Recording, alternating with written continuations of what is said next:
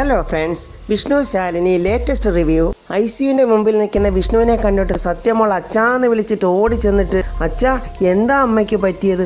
ഒന്നുമില്ല മോളെ, അമ്മയ്ക്ക് ഒന്നുമില്ല, എനിക്ക് എൻ്റെ അമ്മയെ കാണണം, എവിടെയാ എൻ്റെ അമ്മ? കരഞ്ഞോണ്ട് നിൽക്കുന്ന ശാരദാമ്മ പറയുക, മോളെ ഇപ്പോൾ അമ്മയെ കാണാൻ പറ്റത്തില്ലടാ.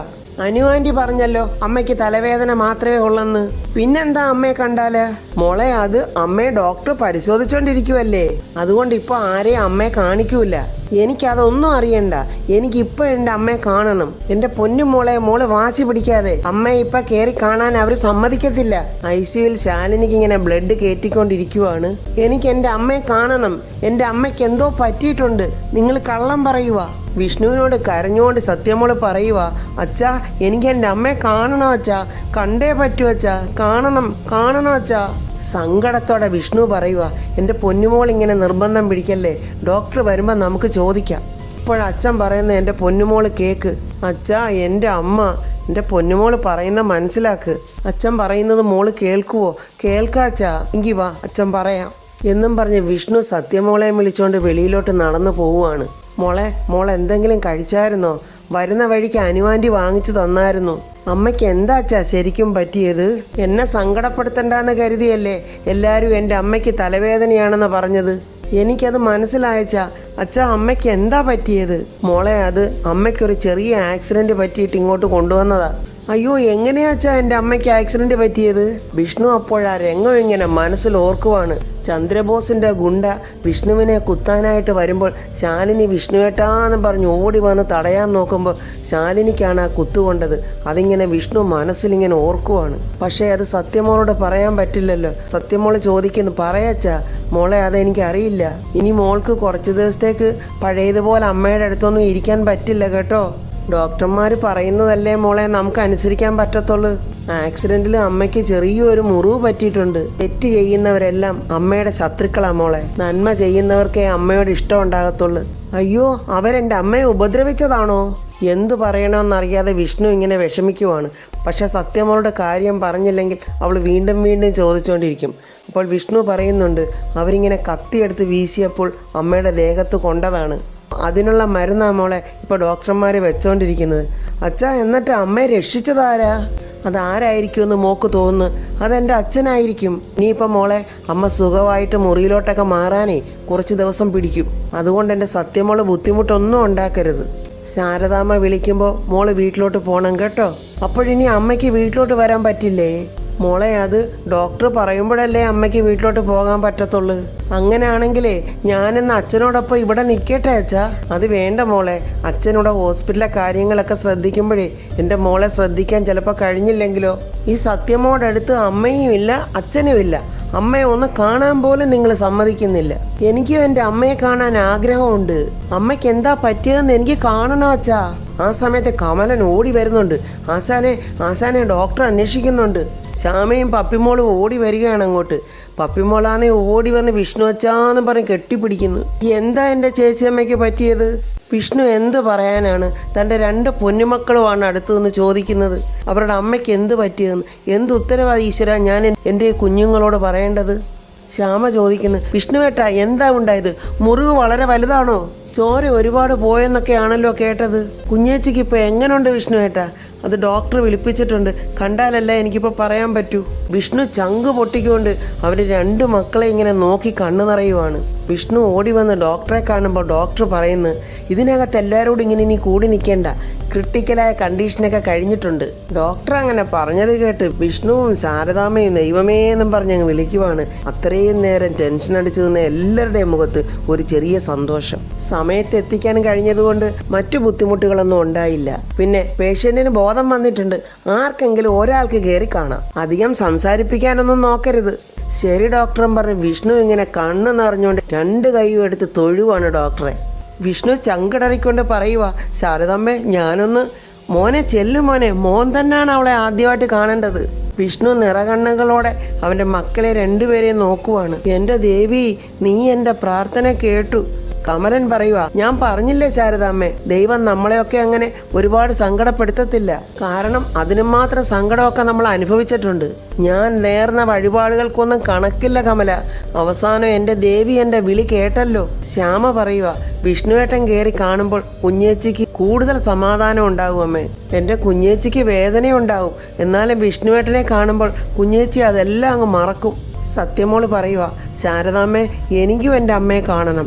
മോളെ അത് അച്ഛൻ കണ്ടിട്ട് വരട്ടെ, എന്നിട്ട് മോളെ കാണിക്കാം കേട്ടോ. വിഷ്ണു ചങ്കിടിപ്പോടെ നിറ കണ്ണുകളോടെ വരുന്ന വിഷ്ണു പെട്ടെന്ന് കണ്ണൊക്കെ ഒന്ന് തുടച്ച് തൻ്റെ പ്രാണപ്രിയയുടെ അടുത്തോട്ട് പോവുകയാണ്. വിഷ്ണു ഇങ്ങനെ ശാലിനിയുടെ മുഖത്തോട്ട് തന്നെ ഇങ്ങനെ നോക്കി നിൽക്കുവാണ്. അത് കണ്ടുകൊണ്ട് സിസ്റ്റർ വന്നിട്ട് പറയുന്നു, ചെറിയ മയക്കത്തിലാ, ഞാൻ ഉണർത്തണോ? വേണ്ട, ഞാൻ ഇവിടെ നിന്ന് കണ്ടോളാം. വിഷ്ണു അവിടെ കിടന്ന ചെയറിലിരുന്നുകൊണ്ട് ശാലിനിയുടെ കൈ ഇങ്ങനെ പതുക്കെ എടുത്ത് അവൻ്റെ കൈവെള്ളയിലോട്ട് വെച്ച് നോക്കിയിട്ട് ആ കൈവെള്ളയിൽ അങ്ങ് മുത്തം കൊടുക്കുവാണ്. സങ്കടത്തോടെ വിഷ്ണു ശാലിനിയുടെ നെറ്റിയിലും തലയിലും എല്ലാം ഇങ്ങനെ തടവുകയാണ്. വിഷ്ണു അങ്ങനെ ശാലിനിയെ നോക്കുന്നതും അവിടെ നെറുകയിൽ മുത്തം വെക്കുന്നതും ആ രംഗങ്ങൾ വളരെ സങ്കടം തോന്നുന്നുണ്ട്. വിഷ്ണുവിന് ശാലിനിയെ എത്ര നോക്കിയിട്ടും കൈവെള്ളയിൽ മുത്തം വെച്ചിട്ടും വിഷ്ണുവിന് തൃപ്തി വരുന്നില്ല. ഏങ്ങി കരഞ്ഞുകൊണ്ട് ശാലിനിയുടെ കൈയങ്ങ് മുറുക്കി പിടിക്കുവാണ്. സത്യാമ്മയുടെ വീട്ടിൽ രാഘവേട്ടനും പിള്ളയും പൊന്നിയെല്ലാം ആകെ അങ്കലാപ്പ് നിൽക്കുവാണ്. ശാലിനിയുടെ ഈ വിവരങ്ങളൊക്കെ അറിഞ്ഞ് ഈ ഫാം ചെയ്ത് എവിടെ പോയിരിക്കുക?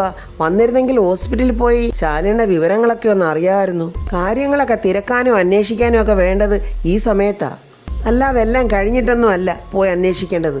പിള്ള പറയുക, ആ സാറേ, വിഷ്ണുക്കുഞ്ഞിന്റെ ഫോണിൽ ബെല്ലുണ്ട്.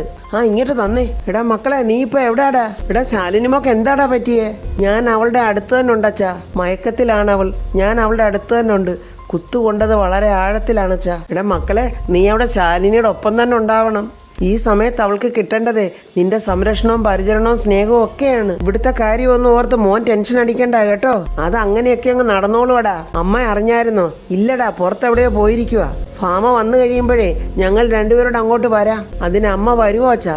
എടാ, വാശിയും വൈരാഗ്യവും ഒക്കെ ഈ സമയത്ത് അങ്ങനെ കാണിക്കാൻ പറ്റുമോ? എന്തായാലും ഫാമ ഇങ്ങോട്ടൊന്ന് വരട്ടെ, ഞാൻ സംസാരിക്കാം. എന്നിട്ട് എന്താന്ന് വെച്ചാൽ ചെയ്യാം. ആ സമയത്ത് സത്യഭാമ ഒരു ഓട്ടോറിക്ഷയിൽ എവിടെയോ പോയിട്ട് അങ്ങോട്ട് വരുന്നുണ്ട്. പൊന്നി, എനിക്ക് കുറച്ച് വെള്ളം കുടിക്കാനെടുക്ക്. രാഘവേട്ടൻ പറയുക, ഇത് എവിടെ പോയതാ ഭാമേ? ഒരു വീടിന്റെ കാര്യത്തിനായിട്ട് പോയതാ, ഒന്നും നടന്നില്ല. പോയി അലഞ്ഞത് തന്നെ മിച്ചം. അല്ല ഭാമേ, നീ കാര്യങ്ങൾ വല്ലതോ അറിഞ്ഞായിരുന്നോ? ഇല്ല, നമ്മുടെ ശാലിനിക്ക് ഏതോ ഗുണ്ടകളുടെ ആക്രമണം ഉണ്ടായി. ഒരു കുത്ത് വയറ്റത്താ കൊണ്ടിരിക്കുന്നത്. ഇപ്പോൾ ഹോസ്പിറ്റലിലാ. ഭാമേ, നമുക്കൊന്ന് പോകണ്ടേ? സത്യഭാമയുടെ മുഖത്ത് യാതൊരു ഭാവവ്യത്യാസവും ഇല്ല. ഏതോ ഒരു സന്തോഷമായ വാർത്ത കേട്ടതുപോലെ സത്യഭാമ അവിടെ ഇരിക്കുക. അല്ല ഭാമേ, നീ എന്താ ഒന്നും പറയാത്തേ? ഓരോരുത്തരും ചെയ്തു കൂട്ടുന്നതിന് തിരിച്ചടികളൊക്കെ ഉണ്ടാകുന്ന ഇങ്ങനെയൊക്കെ തന്നെ. അനുഭവിക്കട്ടെ. എൻ്റെ മനസ്സ് വേദനിപ്പിച്ചവർക്ക് ആർക്കും ഒരു സ്വസ്ഥതയും കിട്ടരുത്. പഠിക്കട്ടെ. കുറച്ച് ദിവസം ഹോസ്പിറ്റലിൽ കിടന്ന് അവളും വേദന തിന്നട്ടെ. അതിനും മാത്രം അവൾ എന്നെ വേദനിപ്പിച്ചിട്ടുണ്ട്. അല്ല, മോൻ അറിഞ്ഞിപ്പോൾ അവിടെ എത്തിയിട്ടുണ്ടാവുമല്ലോ? ആ ഉണ്ട്, അവൻ ഹോസ്പിറ്റലിൽ തന്നെ ഉണ്ട്. ഞാനിപ്പോൾ അവനോട് സംസാരിച്ചതേ ഉള്ളു. അവനോട് ഉണ്ടാകുമല്ലോ. അവളുടെ വാലി തൂങ്ങി നടക്കാനാണ് അവൻ്റെ ഒരു യോഗം. ഇനി നിങ്ങളുടെ പുന്നാരമ്മ വിളിക്കുവാണെങ്കിൽ പറഞ്ഞേരെ. ശുശ്രൂഷയും പരിചരണവും ഒക്കെ കഴിഞ്ഞിട്ട് വരുമ്പോൾ താമസിക്കാൻ വീടുണ്ടാവില്ലെന്ന്. അച്ഛനെയും അമ്മയും കൂട്ടി വൃദ്ധസദനത്തിലോട്ടോ അല്ലെങ്കിൽ വല്ല അനാഥാലയത്തിലോട്ടോ പോകാനുള്ള പദ്ധതി ഉണ്ടോയെന്നുകൂടെ ചോദിക്കണം. ജനിച്ച് ജീവിച്ചു പോയില്ലേ, തലചായ്ച്ചുറങ്ങാൻ ഒരു സ്ഥലം വേണമല്ലോ മനുഷ്യന്. അതിന് വല്ല സ്ഥലവും കണ്ടുവച്ചിട്ടുണ്ടോന്ന് മോനോട് ചോദിക്ക്. എൻ്റെ ഫാമേ, നീ എന്താ ഇങ്ങനെ ഈ സാഹചര്യമൊക്കെ നോക്കാതെ സംസാരിക്കുന്നത്? ഇപ്പോഴത്തെ ഈ അവസ്ഥയിൽ അവൻ ഇതൊക്കെ നോക്കാനാണോ സമയം?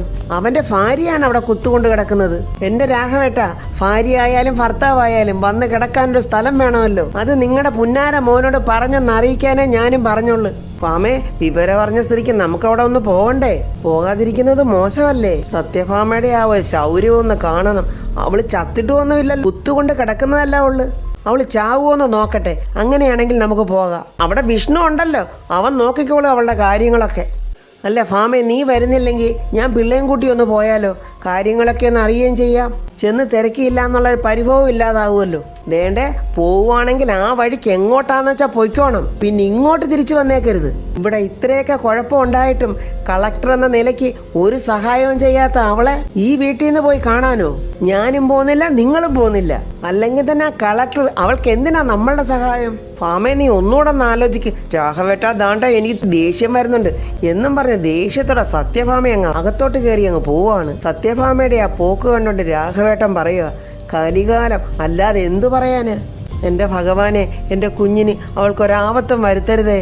മയക്കത്തിൽ നിന്നുണർന്ന ശാലിനി കണ്ണു പതുക്കെ തുറന്നു നോക്കുമ്പോൾ തൻ്റെ അടുത്ത് ഇങ്ങനെ ഇരിക്കുന്ന വിഷ്ണുവിനെയാണ് കാണുന്നത്. വിഷ്ണുവേട്ട എന്നിങ്ങനെ ശാലിനി വിളിക്കുമ്പോൾ വിഷ്ണുവിൻ്റെ ആ മുഖത്തുണ്ടാകുന്ന ഒരു സന്തോഷം.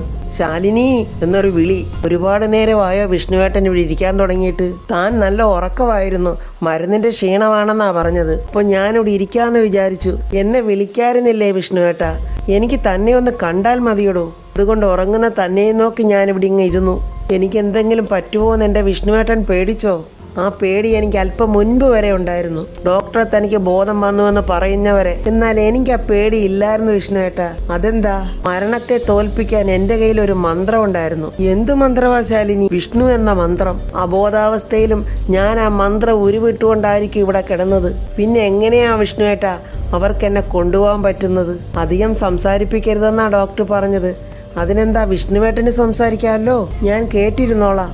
വിഷ്ണു സങ്കടത്തോടെ ശാലിനിയോട് ചോദിക്കുന്നു, വേദനയുണ്ടോ? വേദന ഉണ്ടായിരുന്നു വിഷ്ണുവേട്ട, ഇപ്പോൾ അതൊന്നും അറിയുന്നതേയില്ല. വിഷ്ണുവേട്ട, നമ്മുടെ മക്കള് അവർ പുറത്തുണ്ട്. സത്യമോളും പപ്പിമോളും ശാരദാമ്മയും ശ്യാമയും എല്ലാവരും ഉണ്ട്. വിഷ്ണുവേട്ട, ഇവിടെ എല്ലാവരും കൂടെ നിൽക്കേണ്ടെന്ന് പറ. ഇവിടെ എല്ലാത്തിനും സൗകര്യം ഉണ്ടല്ലോ. സത്യമോളെ ഇവിടെ നിർത്തണ്ട, അവളെ വീട്ടിൽ കൊണ്ടുപോകണം. ശാരദാമ്മ പോകുമ്പോൾ സത്യമോളെയും കൂടെ കൊണ്ടുപോകും. തൽക്കാലം ഞാനിവിടെ നിന്നാൽ മതിയല്ലോ. വിഷ്ണുവേട്ടൻ ഇവിടെ നിന്നാൽ സത്യമ്മയുടെ അടുത്തും അച്ഛൻ്റെ അടുത്തും ആളുണ്ടാവില്ലല്ലോ. ഈ സമയം വിഷ്ണുവേട്ടൻ അവിടെ ഉണ്ടാവണ്ടേ? അതൊക്കെ അവര് നോക്കിക്കോളും. താനിപ്പോൾ അതൊന്നും ആലോചിക്കണ്ട. ഡോക്ടർ അധികം സംസാരിപ്പിക്കരുതെന്നാ പറഞ്ഞത്. അങ്ങനെയാണെങ്കിൽ വിഷ്ണുവേട്ടൻ പൊയ്ക്കോ. വിഷ്ണുവേട്ടൻ ഇവിടെ ഇരുന്നാൽ ഞാൻ സംസാരിച്ചുകൊണ്ടിരിക്കും. താൻ ഇങ്ങനെ ഇവിടെ കിടക്കുമ്പോൾ എനിക്ക് എങ്ങനെയാണോ മാറി നിൽക്കാൻ കഴിയുന്നത്?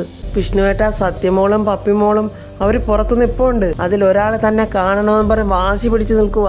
അത് സത്യമോളായിരിക്കും. അയ്യോ, അവൾക്ക് ഞാൻ വേണം. അപ്പോൾ എനിക്ക് തന്നെ വേണ്ടേ? എനിക്കും വേണം തന്നെ എന്നും പറഞ്ഞ് വിഷ്ണു ശാലിനിയുടെ നെറുകയിൽ അങ്ങ് മുത്തം കൊടുക്കുവാണ്. അപ്പോൾ ഫ്രണ്ട്സ്, ആ പ്രണയ ജോഡികൾ അങ്ങനെ സന്തോഷത്തോടെ അവിടെ ഇരിക്കട്ടെ. ഇതിൻ്റെ ബാക്കി കാര്യങ്ങൾ നമുക്ക് നാളെ പറയാം. അപ്പോൾ ഫ്രണ്ട്സ്, എൻ്റെ വീഡിയോ ഇഷ്ടപ്പെട്ടാൽ ലൈക്കും കമൻസും, സബ്സ്ക്രൈബ് ചെയ്യാത്തവർ സബ്സ്ക്രൈബ് ചെയ്യണേ.